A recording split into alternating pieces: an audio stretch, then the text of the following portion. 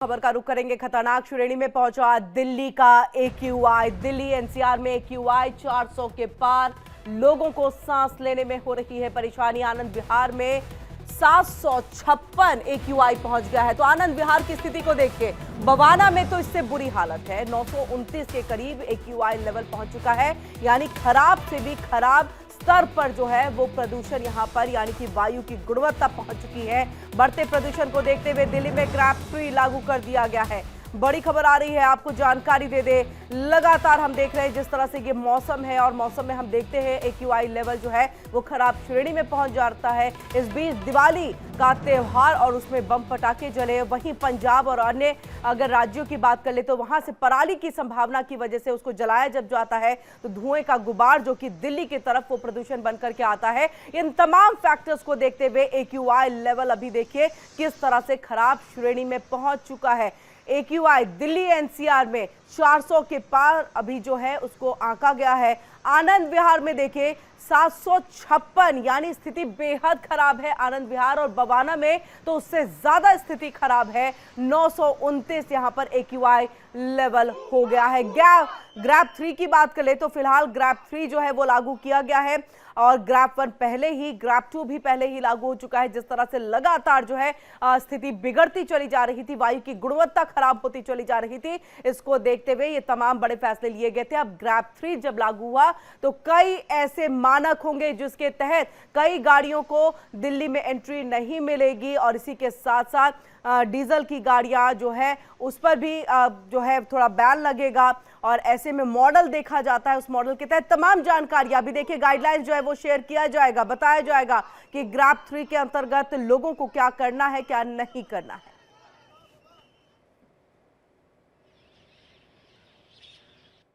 Pollution तो है obviously, यहाँ नहीं, ऑल ओवर इंडिया ही है। और आप अगर देखोगे तो अगर आप खेत में भी जाके देखो वहाँ पे भी आपको पॉल्यूशन मिलेगा। वो कहते हैं कि पराली जल रही है, उससे नहीं है, क्योंकि हमारा इन्वायरमेंट ऐसा हो गया है कि इसमें पॉल्यूशन रहना ही रहना है, क्योंकि हमारे पास सुविधाएं बहुत हो गई हैं फॉर गाड़ी की। पॉल्यूशन हर तरह से आपको पता ही है ये जनरल। और चलिए ज्यादा जानकारी के लिए सीधे रुख करेंगे अपनी संवाददाता सहयोगी दृष्टि गुप्ता का। दृष्टि, ग्रैब 3 लागू है, कौन कौन से ऐसे गाइडलाइंस मानक है जिसके तहत अब पाबंदियां जो है वो लागू की जाएंगी, लोगों के लिए क्या गाइडलाइंस जो है वो जारी कर दिया गया है, पूरी जानकारी विस्तार से। देखिए, इस समय वायु की गुणवत्ता जो है वो बहुत ही ज़्यादा खराब, यानी कि सीवियर से भी ज़्यादा बुरी स्थिति में है दिल्ली की। इस समय ग्रैब 2 जब लागू हुआ था तब भी सरकार ग्रैब 1 के नियम चला रही थी, ग्रैब 2 के नियम नहीं थे। हालांकि ये सब पेपरों पे थे, लेकिन रियल में अगर आप जाएंगे सड़कों पर तो लगातार ये पूरे नियम लगातार टूटते हुए दिखाई दे रहे थे। देखिए, ग्रैब 3 का मतलब मैं समझाना चाहूँगी कि ग्रैब 3 का मतलब होता है बहुत ही खराब स्थिति। ऐसे में जब ग्रैब 3 लागू होता है तो गैर ज़रूरी निर्माण कार्य जो है वो रोक दिए जाते हैं। साथ ही पुराने डीजल वाहनों पर रोक लग जाती है। सीमेंट और बालू जैसे सामानों के लाने ले जाने पर भी रोक लग जाती है। अंतर्राज्यीय डीजल बसों पर रोक लग जाती है, और साथ ही आपातकाल सेवाओं को छोड़कर जो डीजल के जनरेटर चलते हैं उन पर भी रोक लग जाती है। कंस्ट्रक्शन तो पूरी तरीके से बैन कर दिया जाता है। ऐसे में अब इसमें स्कूलों पे बहुत फ़र्क पड़ता है, क्योंकि जो भी लोग ऑफिस या स्कूल जाते हैं तो जो 5वीं कक्षा तक के स्कूल हैं उन सबको एक तरीके से बंद कर दिया जाता है। लेकिन यहाँ पर सरकार ने ऑनलाइन और ऑफलाइन दोनों की सुविधाएं दी हैं। अगर जो पेरेंट्स भेजना चाहते हैं वो भेज सकते हैं। इसके अलावा मास्क पहनना बहुत ज़रूरी है। नॉन सर्जिकल मास्क से कुछ नहीं होगा, आपको N95 या और ऊपर की श्रेणी के जो कि एक तरीके से प्रोपरेशन को रोक सकते हैं, उस तरीके के मास्क जो है वो आप पहनने चाहिए आपको। ऐसे में कह सकते हैं कि ग्रैब 3 का मतलब है सरकार जो इस समय स्प्रिंकलर्स यूज़ कर रही है, स्मॉग गन्स यूज़ कर रही है, उससे कुछ नहीं होना है। आपको स्वयं अपनी रक्षा करनी है। अपने आसपास के क्षेत्रों में पानी डाल करके रखें ताकि धूल ना उड़े, क्योंकि धूल और धुएं के कण PM2 और PM5 ये इतने महत्वपूर्ण हैं क्योंकि इतने टॉक्सिक हो जाते हैं। दूसरा किरण में समझाना चाहूँगी, जो सर्दियाँ आ जाती हैं ऐसे में जो गर्म वायु है वो ऊपर उठ नहीं पाती, तो ऐसे में बारिश की बहुत आवश्यकता होती है। क्लाउड सीडिंग के दोनों जो प्रयास थे वो सफल नहीं रहे हैं। तो अब कह सकते हैं कि इस समय दिल्ली वाले एक ऐसे गैस चैम्बर में हैं, एक ऐसे कटोरे में हैं। आप गैस चैम्बर की बात करिए, हम चाहेंगे आप अपने पीछे की तस्वीर भी यहाँ पर दिखाइए कि किस तरह से हम देख पा रहे हैं ये स्मॉग की चादर पूरी तरह से जो है वो छाई हुई है। हम दृष्टि आपके पीछे में देख पा रहे हैं, पूरा धुंध जो है वो दिखाई दे रहा है। ये स्मॉग ही है जो लोगों के अभी सांस के जरिए जो है अंदर जा रहा है और लोगों को तकलीफें हो रही है। लगातार दूर दूर तक जी बिल्कुल, देखिए दूर दूर तक लगाना दिखाना बहुत मुश्किल है, लेकिन फिर भी सड़कों पर लगातार झाड़ू लग रही है और झाड़ू लगने के बाद से लगातार धूल उड़ती है और लोग अपने मुंह पे कपड़ा रख लेते हैं। ये नहीं करना चाहिए।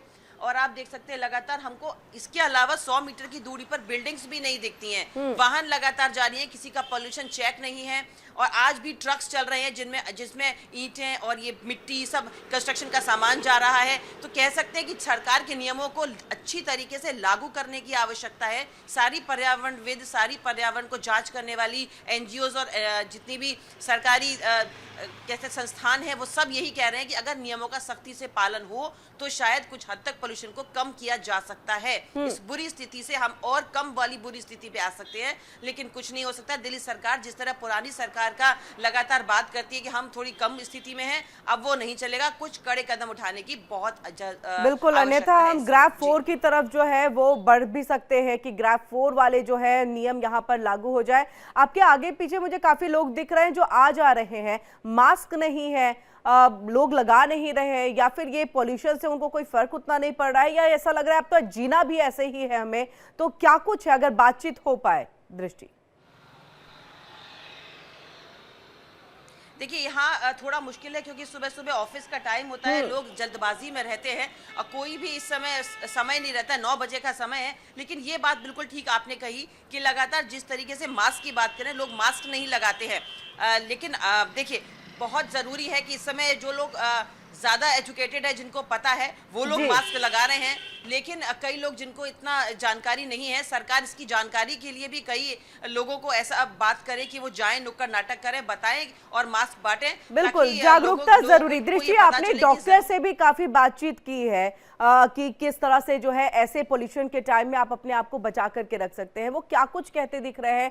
क्या अपनी इम्यूनिटी को बढ़ाने के लिए या पोल्यूशन से बचने के लिए जो एयर प्यूरिफायर वगैरह होते हैं, इसका इस्तेमाल, इसको लेकर के क्या कुछ कहते डॉक्टर्स दिखते हैं?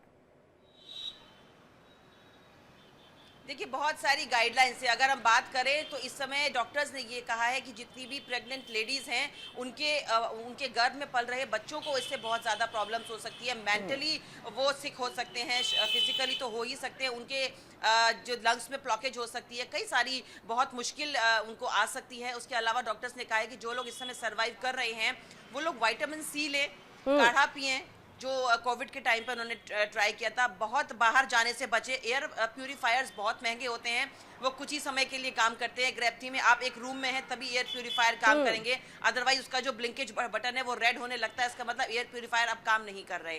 तो बेटर है कि फिल्टर लगाएं, मास्क लगाएं, बाहर जाने से बचे, घर में रहे, हरी सब्जी ताज़ा फल खाएं, विटामिन सी का यूज़ करें और मैक्सिमम जैसे अगर आपकी नोज ब्लॉकेज होती है तो आप कुछ भी स्प्रे यूज़ कर सकते हैं और ज़्यादा से ज़्यादा आप वफारा लें, जिसको कहते हैं कि गर्म पानी का वफारा ले, लौंग डाल करके, उससे शायद आप बचा जा सकता है। अदरक का यूज करें, पुदीने का यूज करें, जो इंडियन हर्ब्स हैं उनका यूज करें, तो उसके भी आपकी जो बॉडी है वो डिटॉक्सिफाई होगी। डिटॉक्स वाटर पिएं जिससे कि आप अपनी बॉडी को प्योर फॉर्म में रख सकें और बाहर जाने से बचें, चश्मा लगाएं ताकि आंखों में बिल्कुल इस तरह से कई सारे गाइडलाइंस हैं जो डॉक्टर की तरफ से भी जारी किए गए हैं, जो गवर्नमेंट की तरफ से भी गाइडलाइंस है। तो इन सबको अब लोगों को मानना होगा, क्योंकि जिस तरह से हम पॉल्यूशन पे अभी जो है कंट्रोल नहीं पा रहे हैं, आने वाले दिनों में और भी स्थिति खराब हो सकती है। ऐसे में एहतियातन हमें भी कदम उठाने की आवश्यकता है। बहुत बहुत शुक्रिया दृष्टि, पूरी जानकारी हम तक यहाँ पर पहुंचाने के लिए।